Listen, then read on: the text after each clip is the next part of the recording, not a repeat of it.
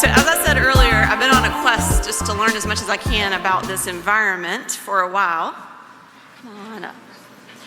It first hit my radar in 2012. Kevin mentioned when CalPERS originally set that statewide rate for joint replacement at $30,000. Then the Pacific Business Group on Health launched their Employer Centers of Excellence network with Lowe's and Walmart. In 2017, I read David Chase's book, The CEO's Guide to Restoring the American Dream, How to Deliver World-Class Healthcare to Your Employees at Half the Cost.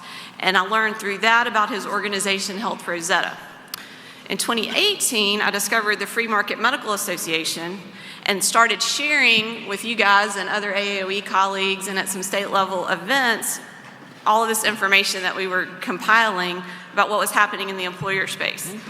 In 2019, we built 100, right about 100, bundles is a little misleading. They're more like case rates for 100 different procedures at our surgery center for publication, because the Health Rosetta folks and the Free Market Medical Association folks seemed to be more focused on that transparency part of it.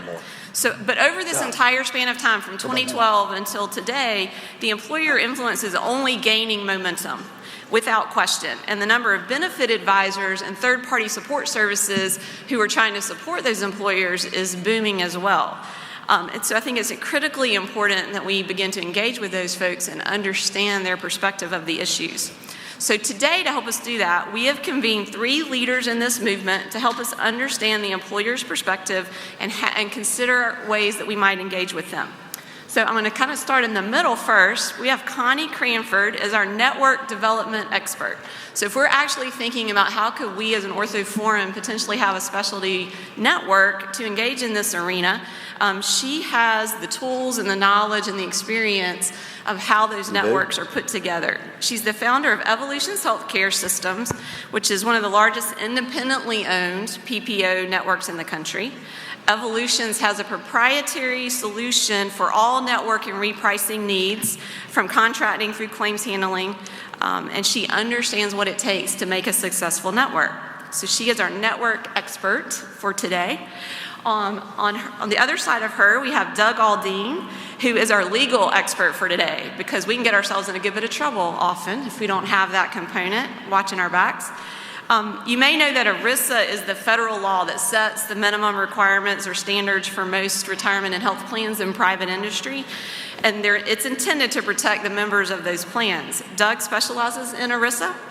He does represent reference-based pricing organizations, bundled payment software platforms, PPO networks, self-funded employers, third-party administrators, and provider-sponsored HMOs. So that's a diverse client base, all impacted by ERISA, and he understands the legal nuances that must be considered in our discussion. And last but not least at all is Carl Schuessler. If you attended the benefits workshop yesterday, self-funded, you've met him already. He's going to be our keynote speaker for this presentation before we launch into some Q&A with our panel. Carl's the founder of Mitigate Partners, which is a risk management, cost containment, and employee benefits consulting firm. We met Carl through Health Rosetta, which I mentioned earlier. Health Rosetta is cultivating an ecosystem of disruptive benefit advisors to support employers as they redesign healthcare delivery for their employees who are our patients. And Carl is one of the first Health Rosetta certified advisors, and today mentors many other of those folks as they're trying to build out that ecosystem. He is also the architect of the Fair Cost Health Plan, which has had unprecedented success in making health plan affordable for employers while simultaneously increasing benefits for employees.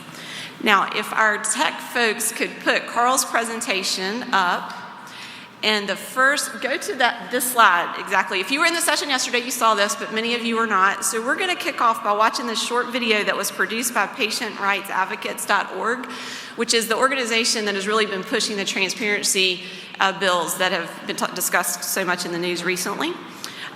We're going to hit play on that, and then Carl's going to come up and take the reins following the video to give us an overview of the innovative employer strategies and this landscape overall, the why and the how. So let's play the video. You want me to hit play?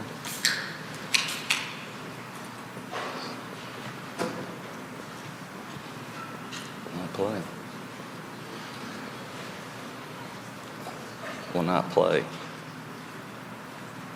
Stacy, can you look at it back there? It won't play.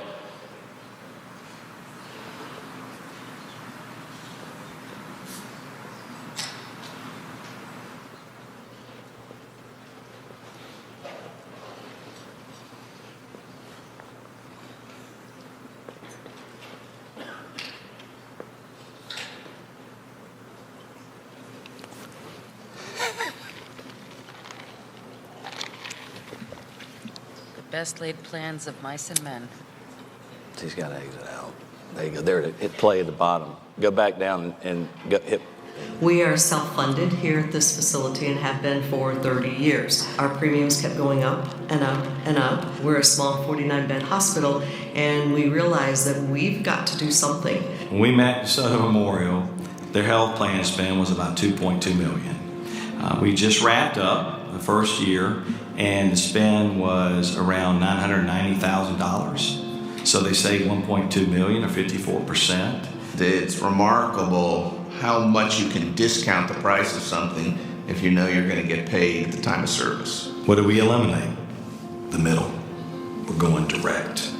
That's how you save. It's direct employer contracting. We negotiated a cash knee replacement price. That hospital was $70,000. We got it for $25,000. Direct primary care, where you just pay $65 a month, and that covers all of your primary care. And sort of the bundled cash payments are two prongs of things that we can do to actually reduce the cost of health care. We also have a program that's called the Medical Advocacy Program. They walk you through the process. It was kind of blowing my mind when they turned around and said, well, we'll do everything for you. Getting them to the right doctor for the right quality, lastly the right price, and at the right time. That's what this is about. The less we have to spend on plan, the more we're able to put back into salaries, back into maybe additional benefits or increasing benefits. His medical expense per employee per year. When we met them, it was almost $14,000 per employee per year. It's now right around $6,000. Biopsy comes back, positive for cancer on the left side, and a week later, I was headed into surgery. As of today, all is well. I have gone through the process, an estimated cost of $42,000. What did I pay? Absolutely nothing. And there was a lot of cost savings. So I actually got the bill 3 days ago, $31.76. An MRI is thousands of dollars. If something were to happen to me, or God forbid, one of my family members, it's covered. The opportunity to take this model that DeSoto has can be replicated across the country in all these rural areas. Absolutely. Not having to sit around that board table this year and say, okay, how much of the increase is going to go to the employees out of their pockets? I was giddy. I was excited that we did not have to do that this year. And we deserve that. I know I do.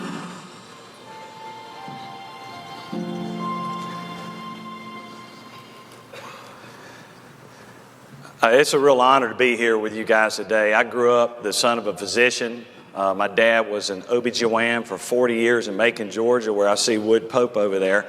My father practiced with his father. So I think the perspective that as an employee benefits advisor that we bring is a little different. I watched my dad as a little kid when it was just him and Dr. King. He was on call every other night. He'd miss Christmas. He'd miss baseball games because of what he was doing. And as they grew their practice, he then had a little bit more time. So I think the perspective we have is very different. So I'm very honored to be here. I want to thank Glenn Sumner and Karen Simonton, Stacy, Tina, and Vanessa, and the whole team that y'all have here. They do a great work, so thanks for the opportunity. I'll talk more about this hospital in a minute, but the biggest thing I can tell you about that hospital is they're a courageous employer. And that's the kind of employers you guys need to find if you're going to do direct contracting.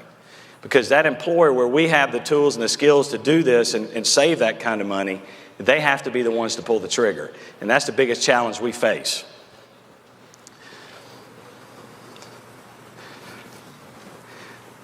How many of y'all would like to get rid of the middleman? Are y'all going to get a little more involved and get into this a little bit, or am I going to stand up here? I got to hear some action. Come on. I mean, we're looking for it. So here, I think as I was thinking through this, and I don't do tons of prep, so I know Glenn won't want me to say it, but this was something that I thought about that really summarized it. Right. And not much laughter.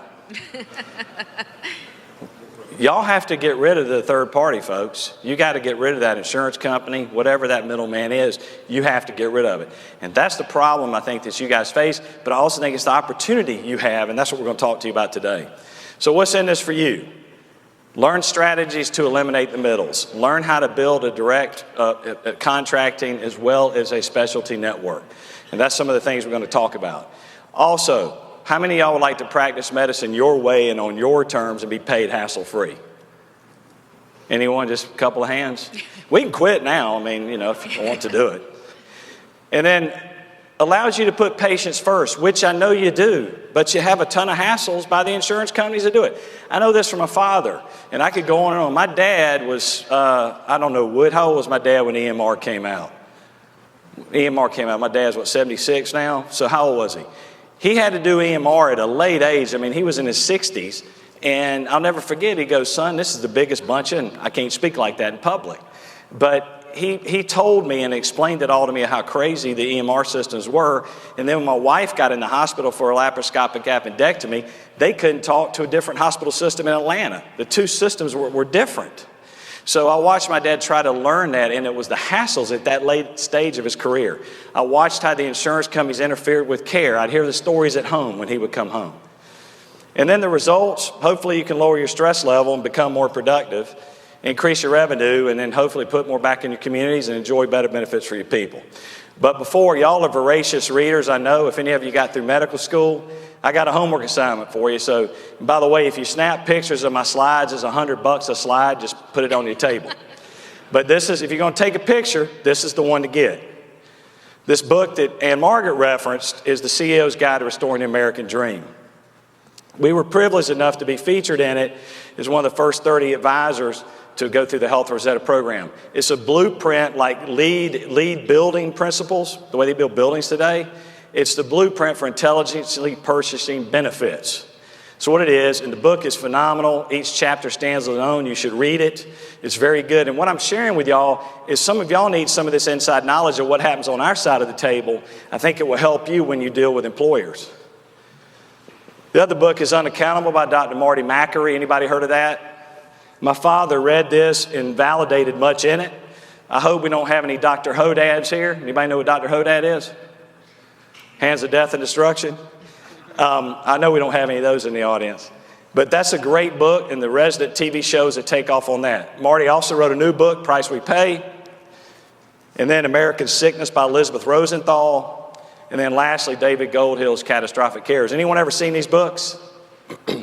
That's a good picture. Again, you'll have these slides later. But those books will all help you understand. American Sickness is, for a geek like me, it gets pretty deep. But it's really helpful. I think everybody, the panelists would agree. I know AnnMargaret's read many of these as well. And then lastly, we were out in Dallas. Karen Simonton was our guest. And we myself and the Leaning Tower of Pisa, John Harvey, who's a benefits advisor here in Phoenix, both of our case studies were featured in this book. So we can also get you that book as well. That's the latest. And I think this is something that we've always thought about. And everybody's seen that quote before. And that's why we're here today, to hopefully help you guys see it a different way. So, and I apologize, I'm very passionate. So don't mistake it as somebody's trying to sell you something. It's just a very passionate way I'm made.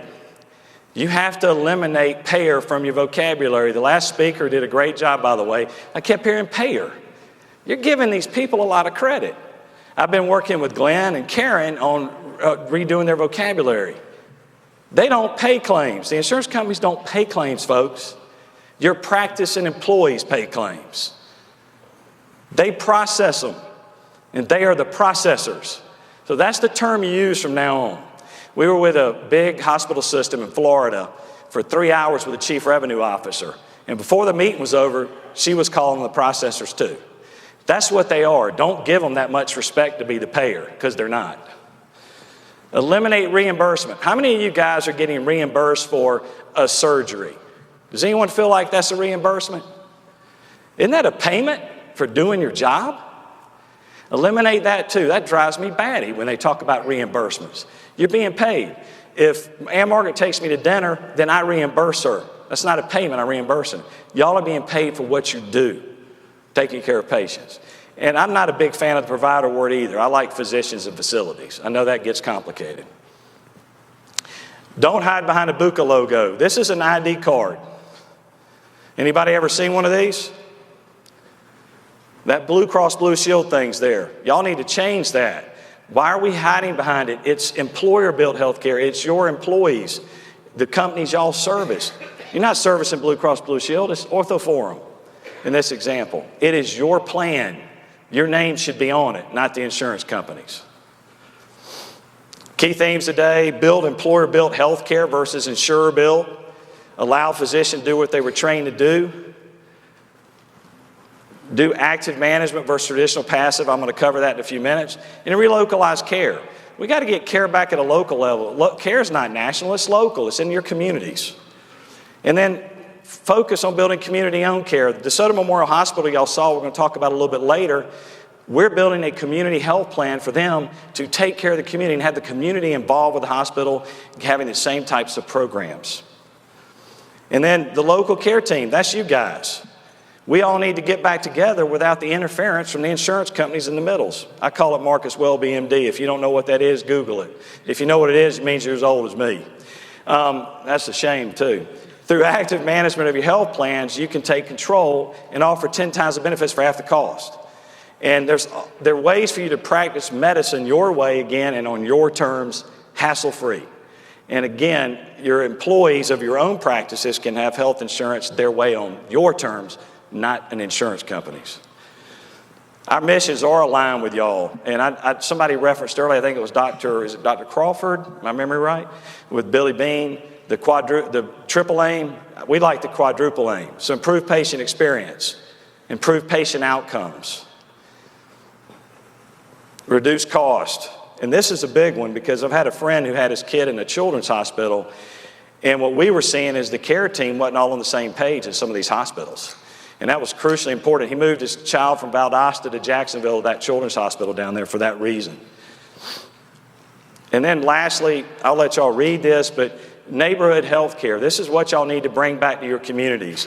Eliminate all these counterproductive barriers and allow you to practice medicine again, neighbor to neighbor, neighbors taking care of neighbors. Any questions so far? Bored? Good? So the challenges are pre-certs, prior authorizations, peer-to-peer reviews. How many of y'all like those? How many millions of dollars a year do you spend on that? What if you could eliminate that? We're going to talk to you about that, how to customize and build a health plan you can do away with it. Who knows what a BUCAH is? Okay, I'm going to tell everyone just in case. Blue Cross, United, Cignet, and Humana. It's easier to say BUCAH instead. And if you're in Florida, we also say Cuba. All right. Y'all are doing a little bit better now. I've been doing good the whole time. Biggest roadblock is the broker. The broker is not me. I'm an employee benefits advisor, but a broker slogs insurance around, and I think Gene made a great reference yesterday. They kind of come in and the broker meets with y'all's executive team, change insurance companies, do this, do that, rates are going up, really no help, and they meet with you once, twice a year, and they got a pretty good life. I tell you, I was a part of the problem. It was very easy to do business that way. We decided to make a change 7 years ago. And I'm going to talk about how the broker impacts. All brokers aren't created equal, just as all doctors aren't created equal. You need to find benefits advisors who aren't 1099 employees of the BUCAHs. And I will tell you, many of them are, because they get big bonuses the more business they do with Blue, United. You have no idea behind the scenes about the kind of money that they're getting keeping extra business with those folks. We would get the calls, hey, if you place another case with us, you can get another $10,000. That's what's influencing these people behind the scenes, guys. So it's very misaligned incentives. Find benefits advisors who are population health managers. Our role today is to be a population health manager and help put in programs to help manage the health of the population, not to sell insurance. And I think we're going to show that today. And also find health Rosetta advisors they're at least a step ahead, and we're involved mentoring many of them. It's a good movement, and they're trying to do the right things. And again, the biggest part is you got to find benefit advisors that understand y'all, and they can insert orthos into their plans and get business to you for the right care, the right quality, and at the right time. And lastly, obviously, the right price, which usually follows the quality. And the BUCAHs are extracting millions from the communities you guys live in. And I think everybody knows that. So this is what I call healthcare in America. Can anybody see that very well? Who's missing at that table? Who? Right, where's the doctor? As far as I'm concerned, you guys are the most important person in the equation. If I needed to have a laparoscopic appendectomy, I'd let whoever was capable do it right here on the stage. I'm not as worried about the hospital, I'm worried about who's cutting on me. Why are y'all not at the table? This is what we're up against. Look at the buildings and stadiums behind the scenes. This term is what I'm often known as saying is the cartel. And you as an employer now on this side of the table, who is sitting on your side to help y'all as an employer? You wear two hats. This is the Fortune 500, and I just want to make a couple of points quickly. I want y'all to look at this. And I showed this yesterday. I think it was Dr. K last night at the cocktail party. Came up and he and I started talking about Optum.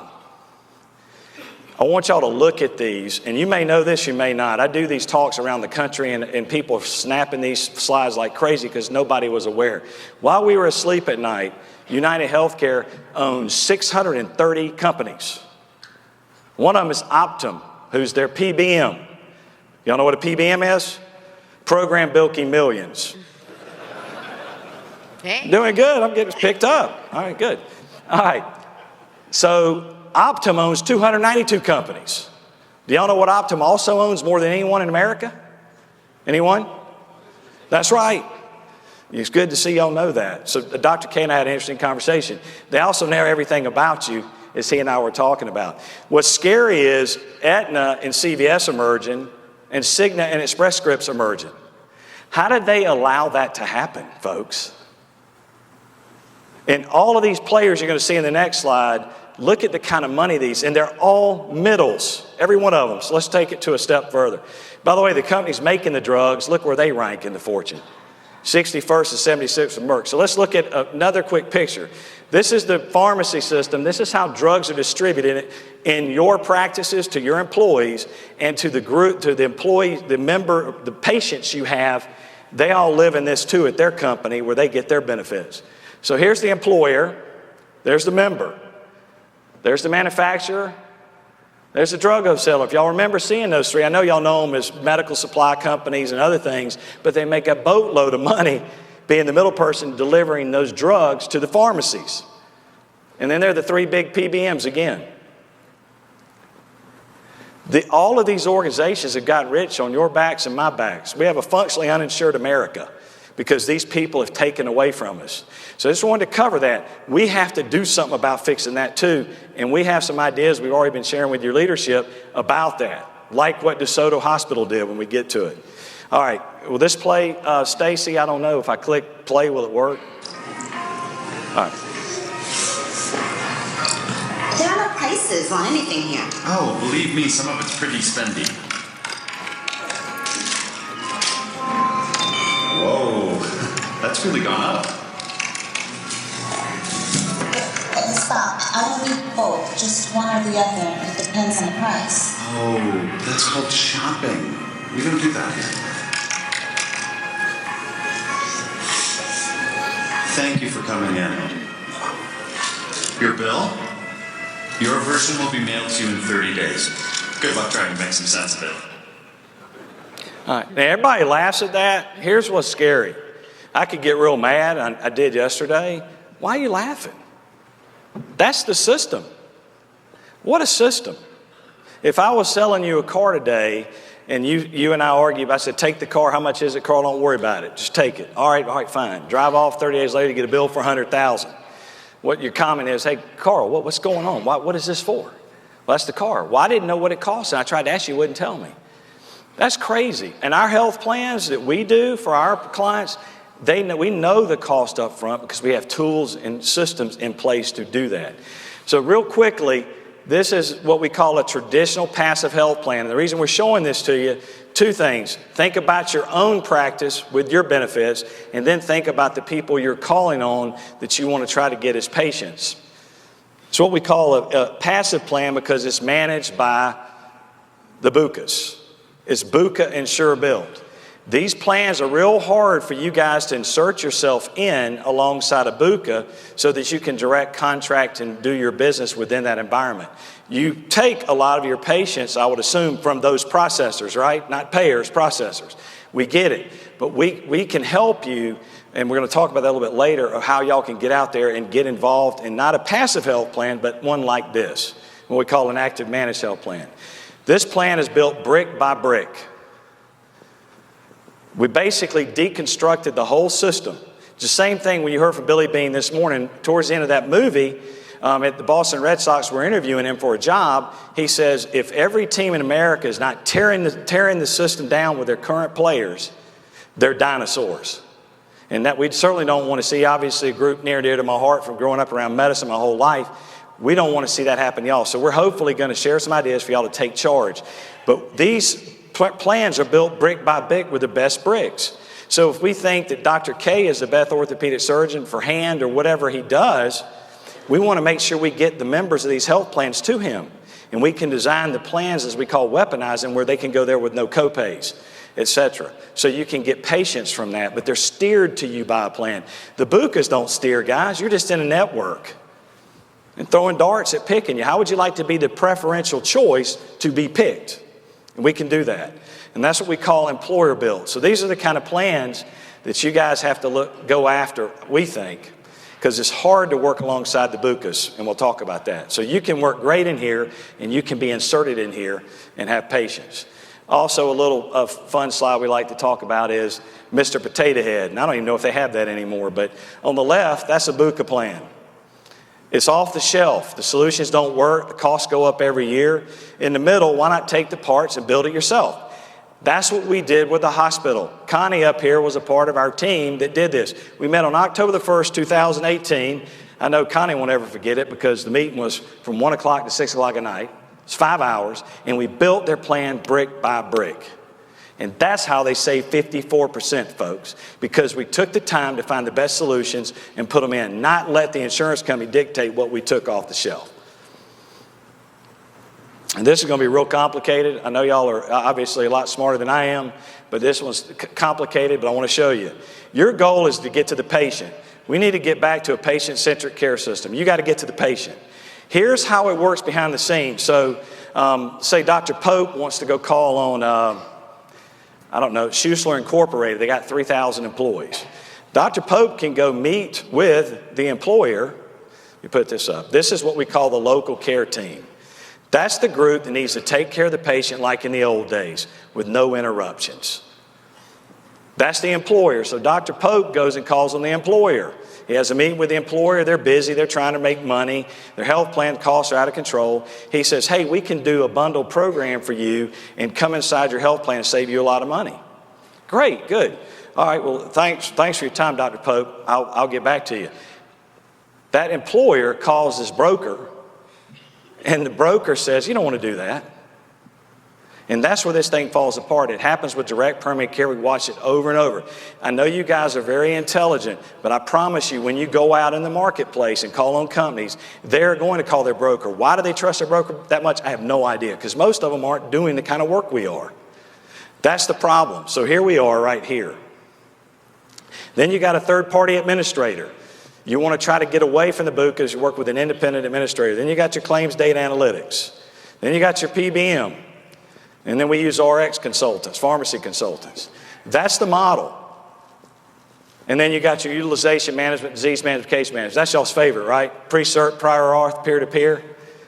So what we'll do there is this, I think a benefits advisor has one of the greatest roles in America right now to reduce the cost of healthcare by building these plans correctly. So I want to show y'all what it really looks like to make it simple. And take all this stuff. Who's confused? That's what happens behind the scenes, guys. That's what I want y'all to understand. This is what works behind the scenes. This is how we can make it work, because we can customize. That hospital has customized pre-certs that we have the stop-loss carrier sign on. They don't have to get a lot of things pre-certed. We can do that with clients. We can do that with y'all and keep you out of that. So that's the key. You want to get to the patient, but you got to go to the employer. And finding the right benefits advisor can help y'all do that too. Any questions? And that's the biggest roadblock, and we can help eliminate it for you. Here's the OrthoForum map. Okay, that's where all your practices are. Here's the Health Rosetta map right here. We can help marry you up with benefit advisors all over the country. We got some in here. My partner that's with me today is Taylor Lindsay. Taylor can raise his hand out there. Taylor's here. We know benefit advisors all over the country, as AnnMargaret said, that are part of this movement that you guys can get mapped with and actually go to meetings with to further solidify what you do. And you do that with a benefits advisor that knows how to do it, you can win and you guys can get more patients. And guys, we pay some of the physicians.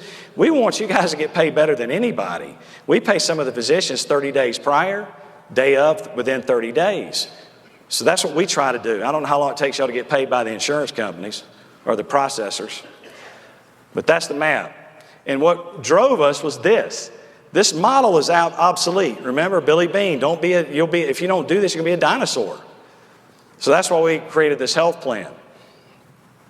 So I'm gonna show this to you real quick, and then I'm gonna tie it up. I want you to look on the far left side at those numbers.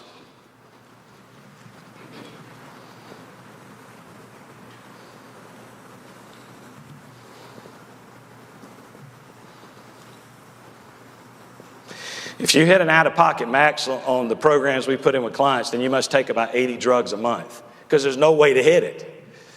How are your health plans today working for your employees? How many of them are happy? How many of your employees would vote for single payer today because they don't like their benefits? If you go poll our clients, 95% would say, we don't want single payer, this is great, this thing works great. Remember we said 10 times the benefits for half the cost? Don't buy what people tell you. It works. This is a hotel client that Connie and I have together. There's two benchmarks that matter in this world. The medical expense per employee per year is $12,125 as a national average. That's what one of our hotel clients has, $2,900. And then drug expense. National average is $100, we can get to $47. But I wanted you to see this because this is the kind of plans you guys want to be a part of, because that admission copay or any of that could be waived. You're breaking all the barriers to care. These members don't take care of themselves, folks, because they're broke. Most Americans don't have $500 in their savings account. So these programs will help them be able to use it and come to you with no fear. So I want you to watch this video with Hannah. I think it's coming up. Oh, I'm going to do my solutions first. Okay, so very quickly. This is what DeSoto Memorial did, tied back to that video. They got rid of all the middles. They had a BUCAH as their third-party administrator. They were self-funded. We got rid of them. They also had another one of those top PBMs. I won't name it. If I was one-on-one, I'd tell you. I'll tell you later if you want to know for $100. But anyway, we were able to do this and eliminated all the middles. 54%, 1.2 million, 157 employees. And we did it with some help from some physicians I want to talk about. They're actively managing their plan. No more passive management.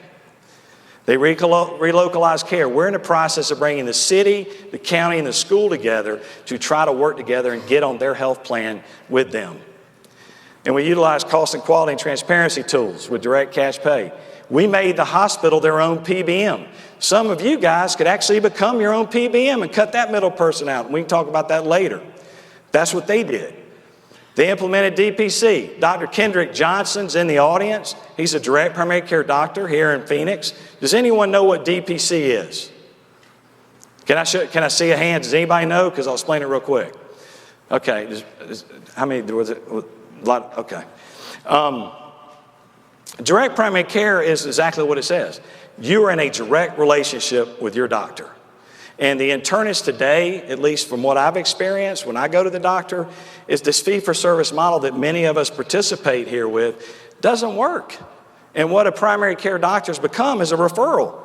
He refers to specialists. He or she refers to specialists all the time. There's no more diagnosis. So when you do a direct primary care deal, it's almost like a capitated model, but in our plan, Dr. Lee Gross at the hospital, Epiphany, is one of the top DPCs in the country. He gets $65 per adult, $25 for a kid, and $10 for the second child.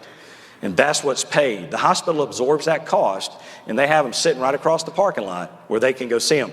And folks, you can sit in their office for an hour or 2 hours. We could tell you stories about people addicted to opioids that they got off. They were able to meet with a spouse. They were then fired the pain doctor. There's so many things that can happen in a direct relationship.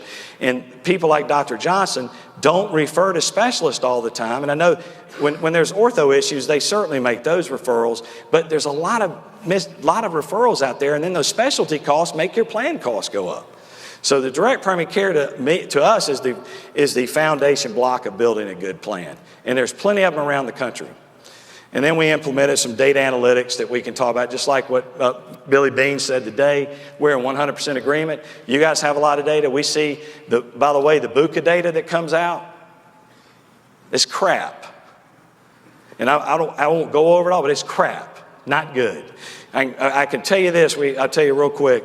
We had a group, the hospital had 66 people that were identified with the BUCAH data to have 3 conditions. Active disease management, which is 5,000 to 10,000 claims. Lifestyle management, less than 5,000. And then chronic care managed patients, greater than 10,000 claims. Those are the ones that cost your plan so much money. They identified 66 in the data. They don't fire and hire people over there. They're pretty static at this hospital.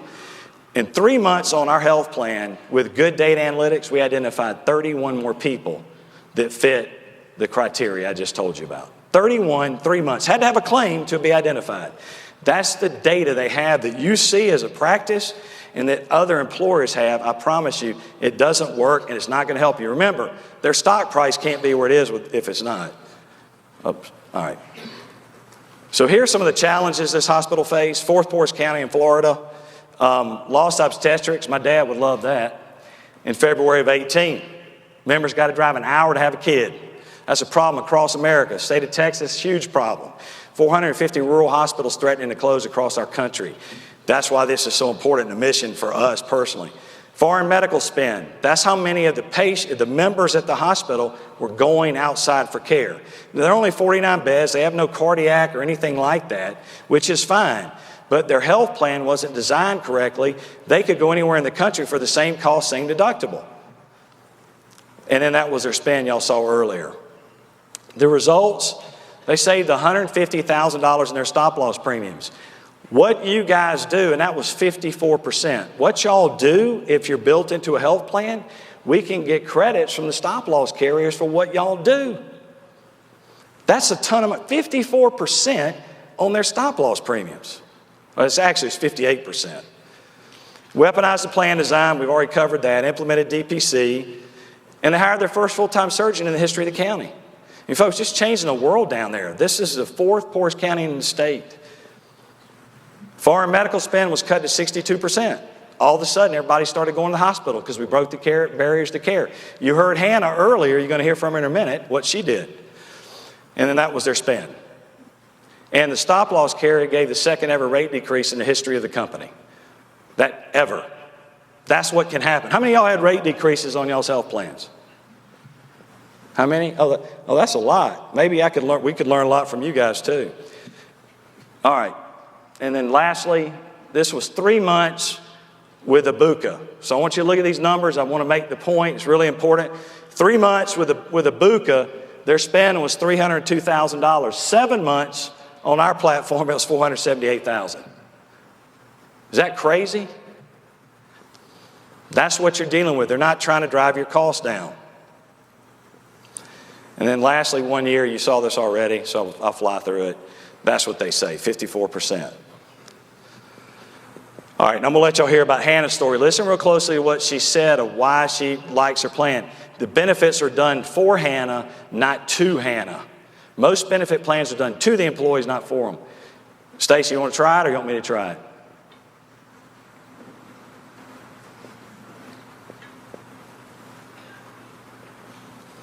I'd hurry up.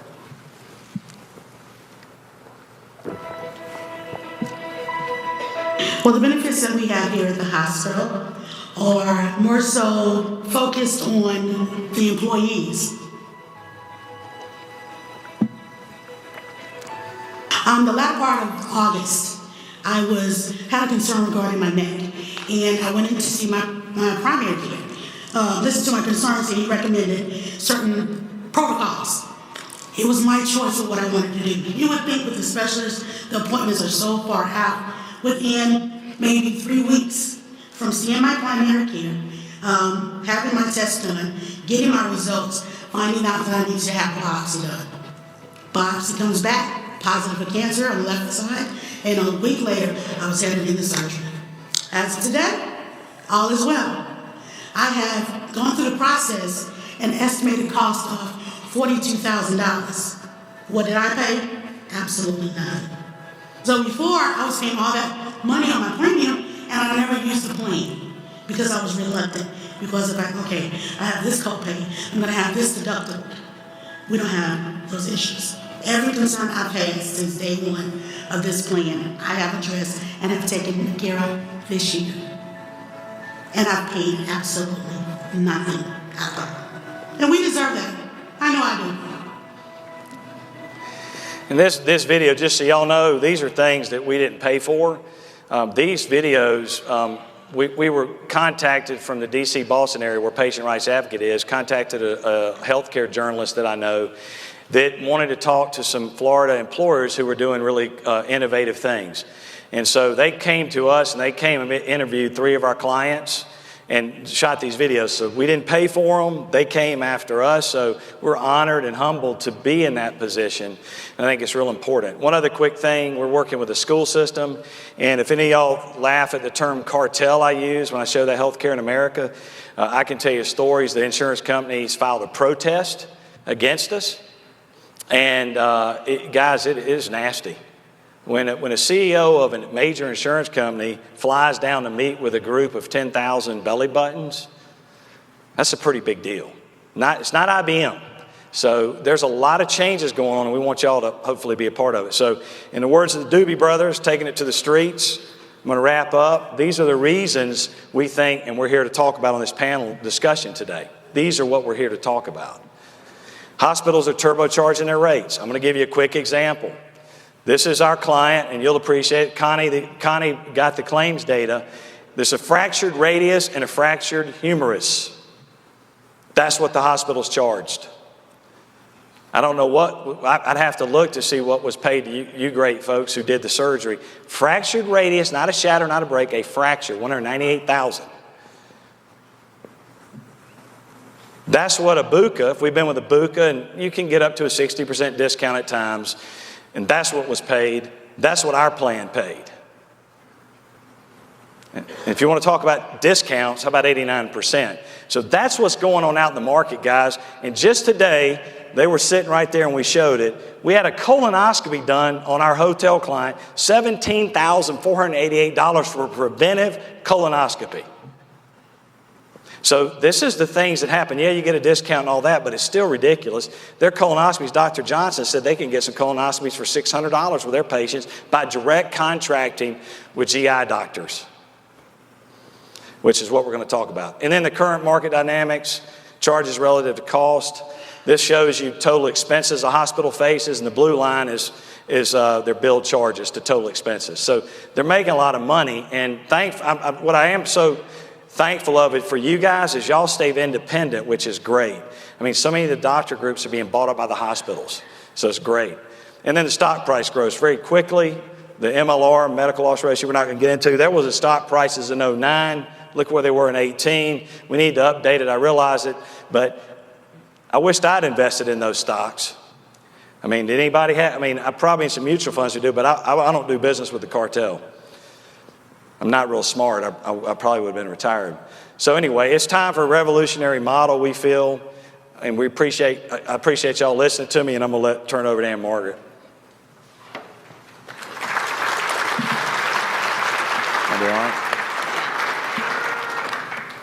So Carl, thank you so much for laying out that landscape. And I think we are all tracking with you on a high level, but the reason that we come to these meetings is we really need to break it down for ourselves. What can we take home and what can we do differently than we have been doing? I want to ask questions first that are very specific to the local practice, and then we'll shift to, as a broader organization, what could we potentially do together? So we've talked broadly about the initiatives of self-funded employers. I'd really like for you guys to comment on specifically with orthopedic or musculoskeletal care. What are you seeing? I think you just mentioned that so many physicians have become employed. Historically, specialists did get their referrals from primary care physicians. The challenge that we all face in almost every market is that the majority of primary care doctors have become employed by hospitals who also own specialists, and so the expectation is that the majority of those referrals will stay in the system and not come to us. So I think all of us are doing a lot more direct-to-consumer, even patient marketing than we have before, but it's a huge issue for us where the patient is going to come from. So you talked a little bit about DPC, but thinking as practically as you can for us as we go home to our independent practices, and this whole idea about what are employers doing today? We know how that referral system works, but is there anything innovative that we really need to have our hands around and relationships we need to be building at home to get the patients? So what are employers doing to steer patients to lower cost specialists? Who first? Thoughts? Just jump in, whoever's. Go ahead, Doug. Doug?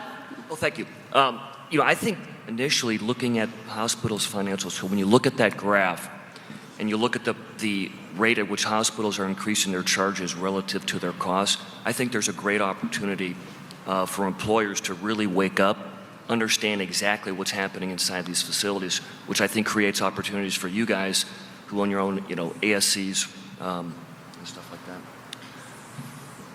So right now, I think what we have to do is we have to step back and we have to look at the environment that is being created and changing right now across the nation.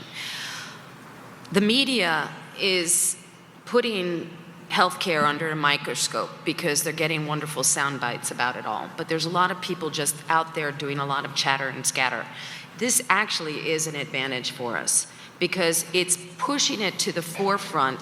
And instead of the employer just accepting the spreadsheet that their agents bring to them and this story and song and dance of, oh, well, you don't like Aetna's, well, why don't we try Blue Cross this year? And then next year, well, let's try Humana or Cigna, and just bouncing around on the spreadsheet between those carriers. The employer's starting to hear through the national media that things are broken, and that's where we need to really take advantage. We need to jump on that, and we need to steer and direct the conversation whenever possible to say the emperor does have no clothes on, and we can take charge. And if you as an employer are not happy with what you're seeing, you can start to make some demands. And if you're not getting satisfaction from your agent, from your ASO, from whoever it is that you're dealing with, then you need to go and look elsewhere because there are solutions out there. And as Carl showed with his Rosetta map, there are people that are starting to implant in various parts around the country that you need to start aligning with and finding and start to continue those conversations. And as an employer yourself, if you have the critical mass, a lot of you I know are already on self-funded platforms. If you're on a self-funded platform that is ASO driven and the major carriers, the BUCAHs as Carl likes to call them, are paying or are managing that plan for you, you are not weaponizing your program the way Carl is defined. Because they are going to put up resistance and roadblocks wherever they can to make sure that it still satisfies their best interest, which is to their stockholders, not to you.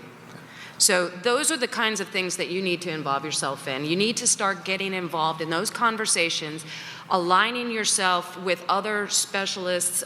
Doctors talk to doctors all the time. Start creating that community internal network of how you can take over and regain control of healthcare in your own communities, and then look for partners to help facilitate that. question was, what are groups doing for managing specialty Yep. business? Yeah, employers that we see aren't doing anything until we get there. They're not doing anything. If they do something, they might work, and I know Dutch is here, Neurosurgery is a great solution. There's Price MDs. There are these other bundled solutions. But the things that I would tell you with the Price MDs and that we in other groups, better check the quality metrics of these physicians. And what you guys could do, and I will tell you that sometimes that struggles. I think Dutch's group, they do a great job in that area, but that's a struggle. So as you think about this and you want to offer a solution, talk about your quality metrics. That book, Unaccountable, stated it all.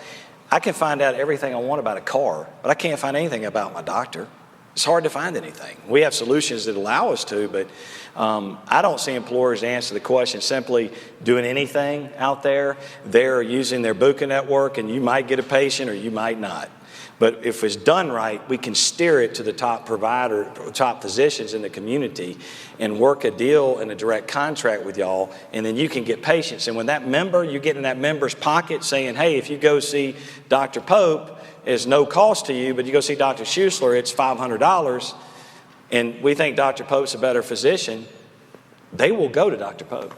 So would you agree, what I hear the most is that we need to build relationships with innovative benefit advisors and with DPC. I think those continue to pop up and are being used frequently by these innovative employers. So you need to know the DPC physicians in your community. Any other, I think some of us have tried to go directly to employers, and that usually is frustrating, I think. I would say, yeah. So is that fair? Do you have any other recommendations if those were our top two, if we had a limited amount of time? I would, for you guys, most of you are upstanding members of your community. You're well respected. I mean, I had heard it all as a kid, but I mean, with my dad being an OB/GYN, and at the time they had and I think they still do, but they were delivering more babies than anybody in the city where I grew up. And that was New York City for you folks, by the way. No laughs there either. It was a rough crowd. But the point being was, y'all know people in the community. If you know somebody that is McCraw Incorporated and they've got 1,000 people, that's perfect. I've got a template I can give you. We gave a talk to a bunch of about 400 DPC docs in Orlando in November about helping them build a marketing plan and finding the contacts they had and then go. But don't go by yourself. Get a good benefits advisor. If you can't find one, holler at me. I can help you, and I can help direct you to other people in the communities. That's what you do, and partner with them to go, because I'm telling you that when the employer calls the broker's going to say you don't want to do that. It happened, and ask Dr. Johnson, any DPC doc. So I think that's what you do. All right. Let's talk a little bit about the influence that our physicians in the room can have from an employer's perspective, not just on the surgery or services they perform, but also on the orders that they write. I think we all are very cost conscious of the services our practices render, but sometimes we forget about the orders that doctors write for things that go outside of our walls, and we very rarely think about those things. Drugs, other orders for imaging that we may not be able to do in-house, helping patients select lower cost solutions, that's not something we probably spend a lot of time on. So what, from your perspective, is the impact of just the pen and the ability to order services that our providers are not gaining any money from? They're just ordering them and potentially not thinking about where they're sending them and what the impact of the employer could be. Real dollars, right? Well, there was a study done in Ohio several years ago that actually went out and started investing time in educating providers to think as if the money that was going to be spent on a certain diagnostic or whatever was actually their money, and that downstream effect. And they saw a radical shift in the patterns. The problem is, again, going back to the health plans that are carrier-driven, or the BUCAH-driven, is that a lot of the way that the plan is set up has trained the provider to practice defensive medicine as opposed to real medicine. And it's almost forcing them to write more diagnostics and what have you. So that's the challenge, again, is you're a business person, and you have to face the fact that your major payer right now in this paradigm is the BUCAHs and the government through Medicare. So your hands are tied a little bit in that regard with what they're doing. But if we change the paradigm and start looking for trying to create new payment streams and payer models that are coming in from outside, you can start diversifying, just like you're supposed to be doing with your investments. You're diversifying your payer models, and that's what we're focusing on. It's going to be small. You're not going to be taking off right away. Even the talk about the bundle charges, that's another tiny sector. I personally think bundle charges should be a component of a contract that you write, but not the only thing. But I can understand when you're talking about those uninsured people or whatever through that payer model, that it does have value. But again, you have to kind of look at your whole payer stream and diversify it. And with us, we're talking about those really avant-garde health plans that are really looking at all the components. On your question for drug, you're talking about prescriptions and stuff? Drugs or Imaging? MRI, imaging. Okay. Yeah. I think that the really unique thing to me about the direct primary care doctor, different than a traditional specialist, and I'm going to use my father as an example. If you came to see my dad and they had an ultrasound machine in their office, but if he thought you needed something else done, it's the down the hall, it's the down the hall mentality. Well, down the hall mentality's got marble floors and granite countertops, and it's called the hospital. And there's groups like Green Imaging, Dr. Kristen Dickerson, who has a Travelocity for imaging. She has 1,200 centers across the country that they do concierge for. And the pricing that we've gotten, we've worked with the school district with it. It's unbelievable savings. As far as the drugs go, things like Duexis and Vimovo and those drugs, those are $2,500 a month, and there's 80 other choices just like it out there. So you have to design your pharmacy plan to eliminate those from it and not cover it. So from a scripting standpoint, I think I don't know if that helps. Yep. And then, so another example, let's say most of us have MRIs that are going to be much lower cost. I think probably most of us laughed a little bit to ourselves when that gentleman in the video said MRIs cost thousands of dollars. I don't think any of us are getting thousands of dollars for our MRIs in our facilities. They're under $1,000 always, and often $500 for a very good. And if you go down the hall or down the street to the hospital, then it's going to be several $1,000s. But we already offer that service. But I think understanding, I know in our community, Blue Cross publishes for beneficiaries the different hospital systems, just the variation even in the hospitals in our town. So site of service differential, is a concept we talk about a lot, moving things from hospital to ASC when we can, but also even understanding which hospitals are higher cost. So in our small, fairly medium-sized community, one hospital for joint, for example, Blues is paying $65,000. Then another hospital across the river is $45,000, and then $35,000. That their imaging costs are the same. So I just think that we need to. Do you agree that we should be thinking about where we're specifically referring people for other services? What we've done is we have a cost and quality company that we use in our health plan, and Connie's very familiar with it.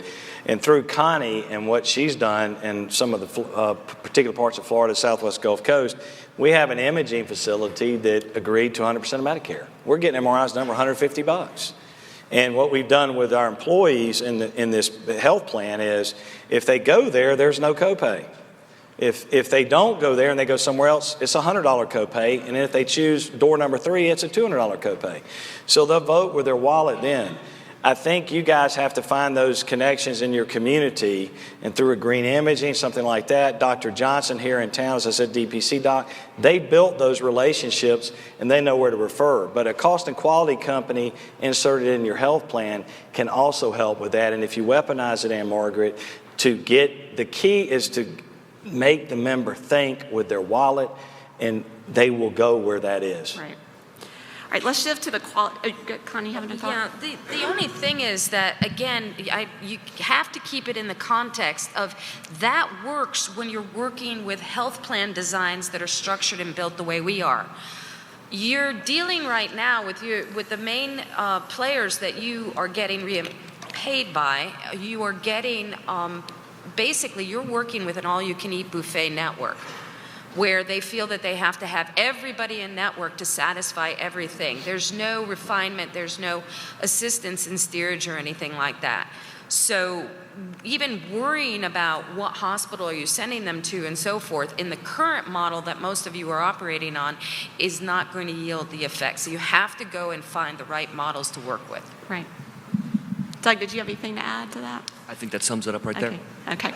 Let's shift to the quality conversation. You have no idea how much time we spend talking about that. What to measure, how to measure it, should we be measuring it, what matters to employers. And Kevin Bozick spoke earlier about what actually matters. We can measure a lot of things. Does it have a clinical impact or not? That's one conversation.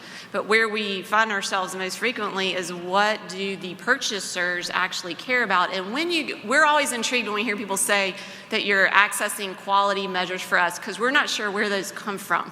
Could you speak a little bit about what that actually means? And then more broadly, from your perspective and an employer's perspective, what would be meaningful for us to be able to produce? Well, that's today when I was listening to the keynote speaker, there was a question about the Pythagorean theorem and what would the Pythagorean theorem be here for orthopedic surgeons.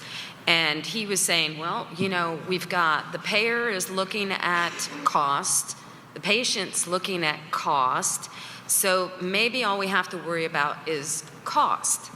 And, you know, in your heart of hearts, you know that shouldn't be the right answer. But we've also known that just like any good business that's run, those businesses that tend to be those in the forefront that excel tend to have all their efficiencies in place, and they have figured out how to drive down their internal costs so that they can have the best output and the best outcomes. And that's what we're trying to align with. Yes, cost is a factor, but it's what are we spending our money on? Are we spending our money on paying you so that you can then in turn pay huge astronomical administrative costs to just manage your practice? Or are we paying you money that internally you don't have to bear that burden of administrative costs? You can cut down, be much more lean, and that money can then go into your pockets and into the salaries of your employees. That's the cost shift that we have to work on. And again, when you're working with teams like us, we're working in a roundtable collaborative fashion, and we are focused on the quality metrics. We want to make sure that we've chosen the right practices that are definitely going to deliver the best outcomes for our members, because we are always focused on what's important for the members first, and then it builds out. So how are you judging that? What the outcomes are? That's what we need to know. Yeah, we can speak on that. You go ahead and talk on that. Well, I'm going to answer it. I want to say one thing too. I think the unique position y'all are in from looking at claim analytics in a health plan, I'm sure AnnMargaret knows this, and Tommy Diener and a lot of the other folks, Gene, 20% of a health plan spend is musculoskeletal. It's y'all's bailiwick. And of that, that's 4% of the United States economy. So you guys have an unbelievable opportunity in front of you. And I know if any of you do procedures at hospitals, I mean, y'all are the #1 revenue driving group in a hospital. I know y'all know that if you're doing that. Hopefully y'all are doing them in your ASCs. But the metrics that we use, the cost and quality company we use, AnnMargaret, is they look at CMS and they also look at commercial databases as well, commercial processors. Which is always going to be claims driven, right? So because they're not collecting very much clinical data from us. Well, right, but they are able to get the readmit rates, just from diagnosis codes, right? Right, the complications, etc. Okay. I mean, I will say this, and anyone in here can throw stones at what we just said, but I will tell you, how's that working out for you right now? Employers, most of them are doing nothing in that area.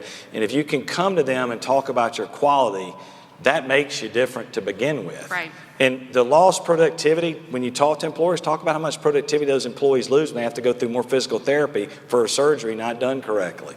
Those are the kind of things that y'all can really shine in. And again, going back to this collaborative approach, It is a mystery. We don't have all the answers as far as what we think we know right now where we can start to go towards evaluating quality. But you as the provider and the physician, you really are in the better seat. You're seeing that 90-day out. You're seeing what's happening. And when we can collaborate on it together, we can drive towards agreed upon metrics that we can both work with and can see, because it really is, it's the soft expenses that are so hard to track down and pin down. What's the benefit of prehab as opposed to just focusing on rehab? You know, what are the things that we need to do to condition the patient prior to surgery that's really going to yield the best outcomes in the future? Those are things that are very nebulous and are still trying to gain weight. And a health plan that works with you and collaborates with you would be more willing to step out and experiment and try to see where we can get the best effect. Employers, these CFOs, and I don't know who you'd be talking, that's who we generally call on, is the CFOs, and we also obviously work with HR as well. I mean, have to work with everybody. But I will tell you that you want to get to the employer's heart, talk about EBITDA, earnings before interest, tax, depreciation, amortization. I'm sure y'all are familiar that have practices. Talk about what you can do to increase their EBITDA. That's how you get their attention. They're all about the bottom line and giving better care and giving examples of when it's not right. So let's assume we have met the right benefit advisor, we've met our DPC, we are engaged in those conversations, and at that point, we want to work together. You've got an employer to bring to the table. We want to work together. From your experience, are there any things that we should really be thinking about in terms of our workflow and our infrastructure at our practices to make that a seamless experience? Anything you've seen that, for example, we've all, I don't know if you know much about the BPCI program, but we all have done that with total needs, and we have nurse case managers that are very hands-on with those patients. To me, it seems like a lot of what we've done in that arena would be offer a tremendous concierge experience, but I'm curious what you're already seeing in that regard or what you would recommend as we think about how to serve this population. Doug, you can go ahead. I think, again, what we aren't seeing it as much as we want to see it. It's really happening in the practice, and it's not getting translated back up through into the health plan. Part of the collaboration componentry is understanding what your diamonds are inside your practice and the things that we can couple up to. So we have advocates usually built into the health plan, and they're assisting the patient in navigating and figuring out where they should go, whether they should go to an ortho, you know, it's very much that with the DPC and what have you. But understanding what you have and then looking at how we can then build that into the health plan to drive more is where we'd have to go. So I think what you're saying is that you're open to help us market that, so to speak, and build it in, things that we could offer to really serve this population in a unique way. And AnnMargaret, you speak to this. I think it's hard to do what you just described in a BUCAH type setting. Mm-hmm. But, I mean, the BUCAHs, they don't care. I mean, that's the other thing that gets me frustrated. The BUCAHs aren't in the healthcare business, folks. I think everybody's figured that out here. So you have to find and get with these employers that work with independent third-party administrators, and you can do some of this clinical integration you're talking about. Right. We call it integrated coordinated care, IC squared. Don't steal it. I'm getting a trademark. So let's shift a little bit to think about, you see this room of folks and you've seen the map, so we have a broad representation across the country. We've talked so far about what we can do locally. What are your initial thoughts, having been with us now a day and a half, about would there be a benefit potentially to us and to your arena and to employers if there were an ortho specialty network of independent providers who have access to ASCs? Go ahead, Doug. Absolutely. I mean, I think that there's tremendous opportunity in that. I think medical tourism domestically is a huge issue, and that's, on the horizon. And I think for you guys to have a national network, having opportunities just to see people from all over the country, I think is a tremendous opportunity. Well, and I almost look at it almost from the opposite side of the coin. I think medical tourism, if you're not involved in having a national, more of a national type solution, you're going to be steered away from, because whoever strikes the contract, I spoke with a practice yesterday, and they're, all of their business, they're starting to see eroding and going through medical tourism to a quote-unquote center of excellence that's across the state border. And that's where I'm a little bit, you can still get some business from that, but I think the fact that if you have a network, then regardless of where the employer is based, not only will you be able to see the members that are there at that headquarter, but then if they have other satellite offices or whatever, we would have something in place that could be able to satisfy those needs as well. Because right now, I would say we can start looking. We're building local and expanding and holding hands out to be able to handle both sides of the fence. DeSoto Memorial Hospital, as y'all saw a couple videos, Dr. Gross, direct primary care doctor down there, he set up and had a surgeon like you come in from Sarasota and perform a knee replacement for $15,840 and drove business to that hospital. So I think to what Doug said about medical tourism, you could be a centers of excellence. That's how you should be positioned, as a center of excellence in that. I know y'all have all heard of, everybody heard of Surgery Center of Oklahoma? I'm sure Dr. Keith Smith, look what he's done. He's changed the game. What a pioneer. Good fella, too. So actually that brings up an interesting question, because their whole model, Surgery Center of Oklahoma and many other surgery centers, their whole model is just put the prices online. Here's the price. And everyone can see it. And there's probably a dozen or 20 of those I've found online of groups that are doing that. Versus, that's a little bit different than what we've been talking about, and going direct to an employer with an agreement where the prices are not published. Just thoughts on, do we get in both of those arenas? Is there value in both? Play in all the spaces? Just thoughts about that? I think you diversify, like Connie said. I think you have to get it all out there and try different things.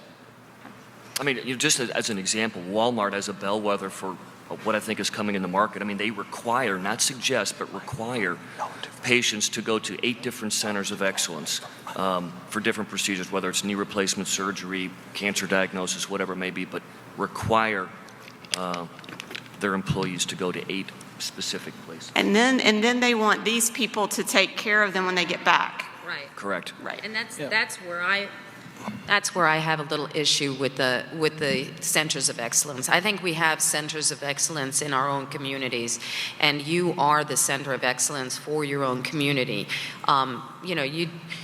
Sure, it'd be nice if you brought in patients from other areas, but let's focus on getting you the right patients that are already in your own areas.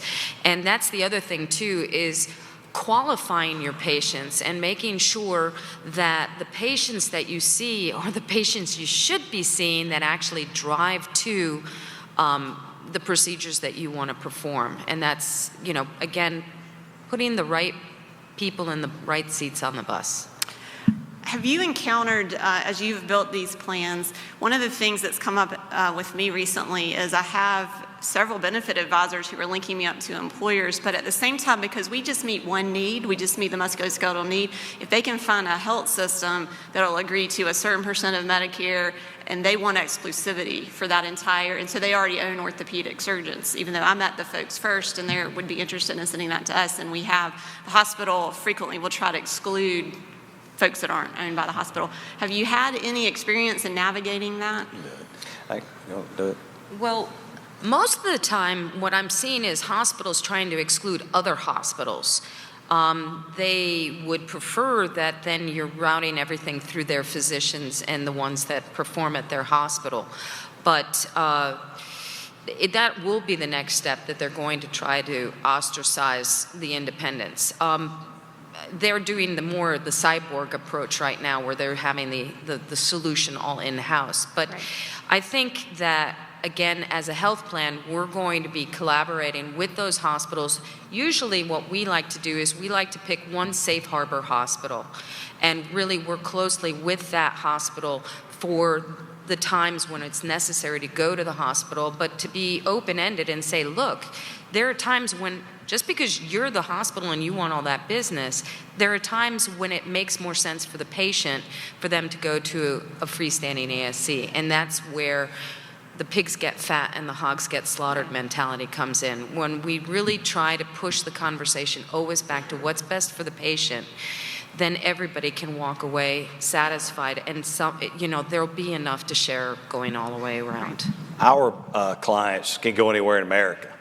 Cleveland Clinic, Mayo Clinic, wherever, there's no restrictions. Now there may be a higher price tag, but they can go wherever they want. I can't stand that whole conversation. It drives me crazy.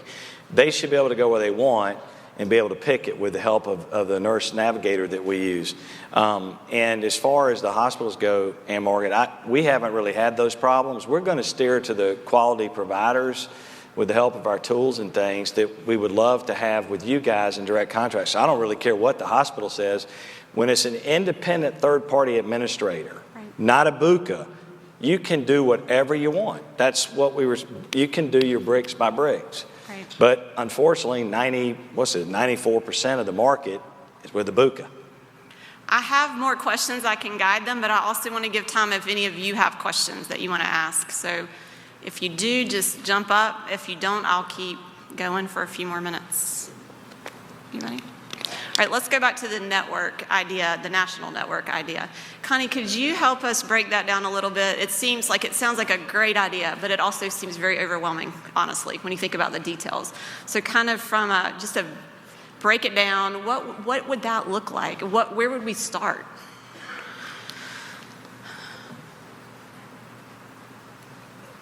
The best way to try to simplify it would be, again, I'm an operational type person. I like to operationalize things and I like to make it scalable. So when I'm going into a community such as I have with Carl, and we've worked with a large employer, I'm already thinking about, well, if this works for that large employer, how can we open that up and introduce it to other employers that are also in that area? And then how can we then possibly take that community, once established, and then couple it up to the next community and build it outward in concentric circles. The same thing could be thought of with your membership. You will be looking at what works best within your community and how to create that community health plan and be the orthopedic solution for that community, and then aggregate that with the others so that we can start to couple it and link it and create that specialty network across the country. So you would need a platform that has that capability, that can handle those kind of couplings, that can literally couple together or aggregate and then also separate when necessary, and be able to have that flexibility to either look close or expand across the borders.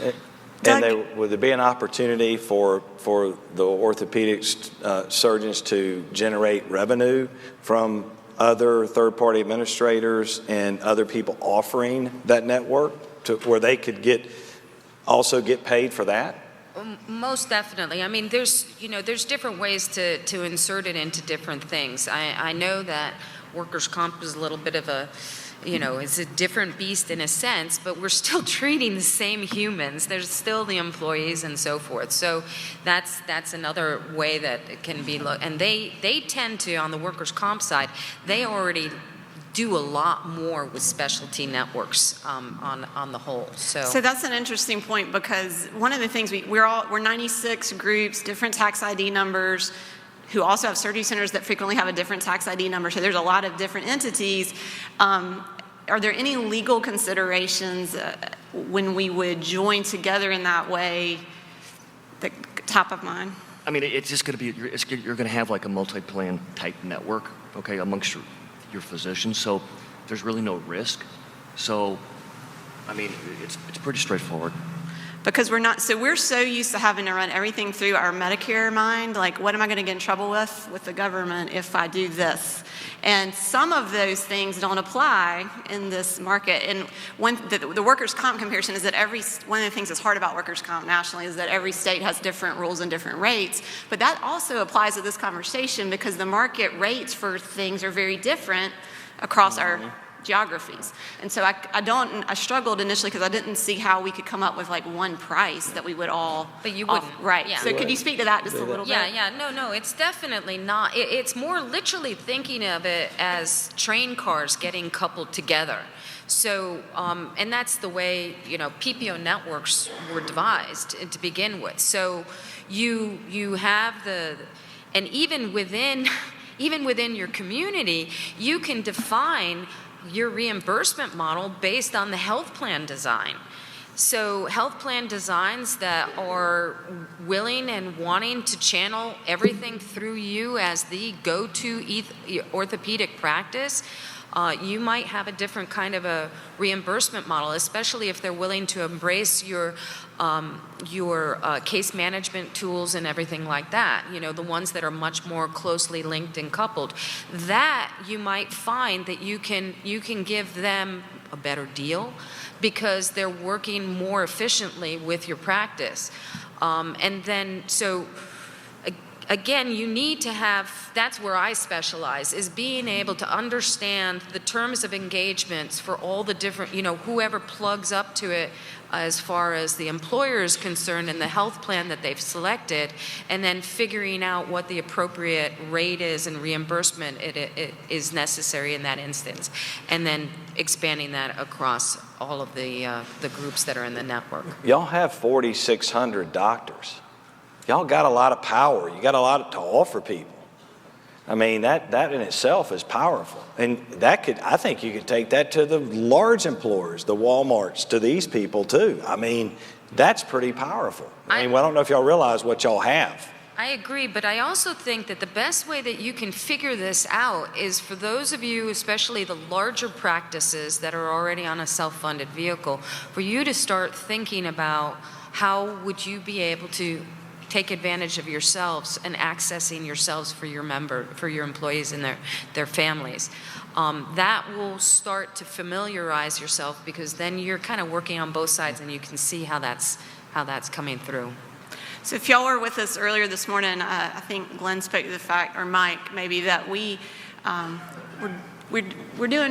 like we're doing pretty well, and so there's a danger in that because we don't get ahead of the curve. But that is one of the reasons we gather together, and this group tries to stay ahead of what's coming. So I realize this question is going to seem like a no-brainer to you, but I'm still going to ask it because I think it needs to challenge us. If 80% or more of the work that we are all doing in our practices today is coming from traditional BUCAH sources, traditional BUCAH networks, and the remainder is Medicare and workers' comp, then why should we be focused on this right now? I think Billy Beane's whole thing, I think when he was interviewed by the Boston Red Sox, I mean, the world's changing. And I mean, we're on I don't know that we're at a tipping point, but the world is changing. If you're not careful, you get caught with your pants down. I mean, I think you've got to be more progressive in it. I mean, it is changing, and I think y'all have got to be on the forefront. I'd rather be on the forefront than making decisions at the end. And I think everybody in here knows when the PPOs and in the late 80s, early 90s, doctors were excluded from networks at times. You don't want to be left on the outside. Yeah, because that's going to continue. That part will continue. So you want to be the person that everybody wants to be on their team. Any final thoughts? I was just going to say, I personally, as a jaded lawyer, I think that the market's unsustainable right now, just in terms of health insurance as it's defined today. And I think by feathering your nest and looking at alternative avenues to pursue is sage business advice. So. Diversify. Any final questions? Anything I didn't cover or we didn't cover? All right. We are so grateful for you guys being here today and walking this journey with us. Lunch is next door. I want to put a little plug in for our 4:15 session because you're going to be tired by then. Please don't skip it. We have yet another piece of this employer-centric perspective to share with you.